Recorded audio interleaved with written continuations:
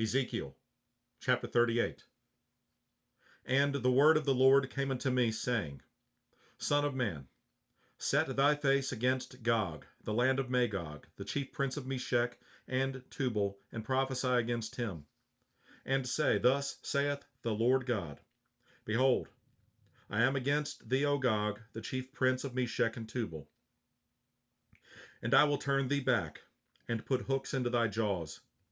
And I will bring thee forth, and all thine army, horses and horsemen, all of them clothed with all sorts of armor, even a great company with bucklers and shields, all of them handling swords.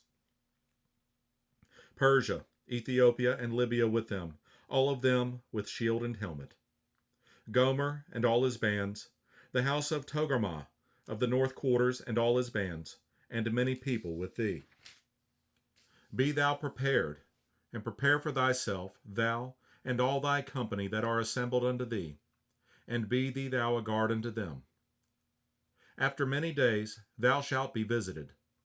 In the latter years thou shalt come into the land that is brought back from the sword, and is gathered out of many people against the mountains of Israel, which have been always waste, but it is brought forth out of the nations, and they shall dwell safely, all of them.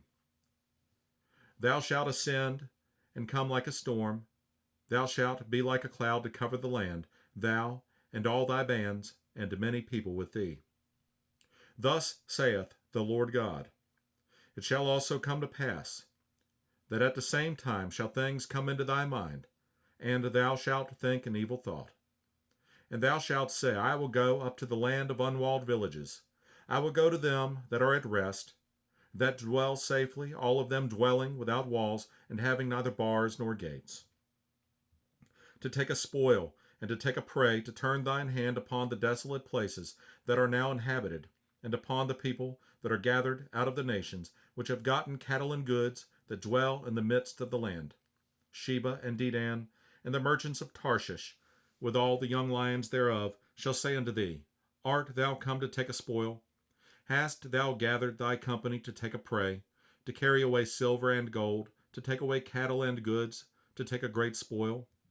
Therefore, Son of man, prophesy and say unto Gog, Thus saith the Lord God, In that day, when my people of Israel dwelleth safely, shalt thou not know it? And thou shalt come from thy place out of the north parts, thou, and many people with thee, all of them riding upon horses, a great company and a mighty army. And thou shalt come up against my people of Israel, as a cloud to cover the land. It shall be in the latter days, and I will bring thee against my land, that the heathen may know me, when I shall be sanctified in thee, O Gog, before their eyes. Thus saith the Lord God, Art thou he of whom I have spoken in old times by my servants, the prophets of Israel, which prophesied in those days many years, that I would bring thee against them?